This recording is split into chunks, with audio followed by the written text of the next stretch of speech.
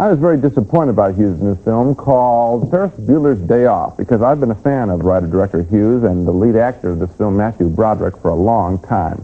The story would be simple enough to do well. It's the story of a bright, aggressive kid who decides to ditch school and have one great day with some friends, and particularly help out his best male friend. Part of the style of the film is that Broderick looks directly into the camera and talks to us a lot. Now, that's a very bold move in the movies, usually reserved for the very funny words of someone like Woody Allen.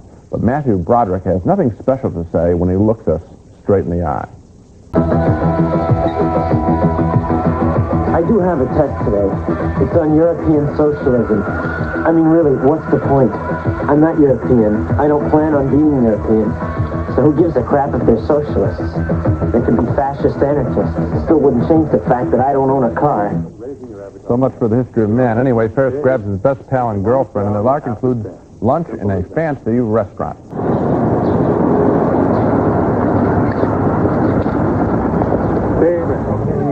That wasn't very exciting. Later, at a German-American Day parade in downtown Chicago, Ferris gets the whole town rocking to something other than a famous German-American song.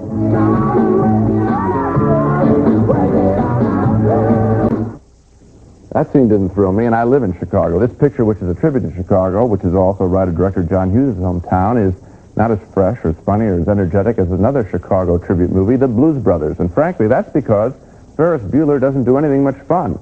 The fancy restaurant scene is a weak imitation of the one in Beverly Hills Cop. The way Ferris fools his principal in ditching school is ridiculous low comedy involving the principal getting bitten by a dog and stepping into mud.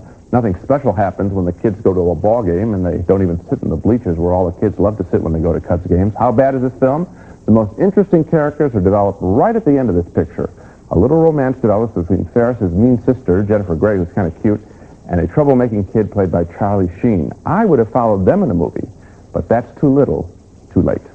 You know, they say never take an expert to see a movie because he won't be able to see the forest for the trees. I think you're so eager to find little flaws in the picture's view of Chicago that you're not looking at the movie. I mean, I don't think it matters whether they get the best seats at Wrigley Field or not. This is a sweet, inoffensive, heartwarming little movie about a kid who's trying to help his friend win some self-respect. And on that basis, I think it works, and I thought it was sort of entertaining. But Roger, I point out some little mistakes, but I point out very big mistakes, which is the whole sections of comedy, limp of comedy involving the school principal. I mean, I don't think you were laughing at any of that stuff.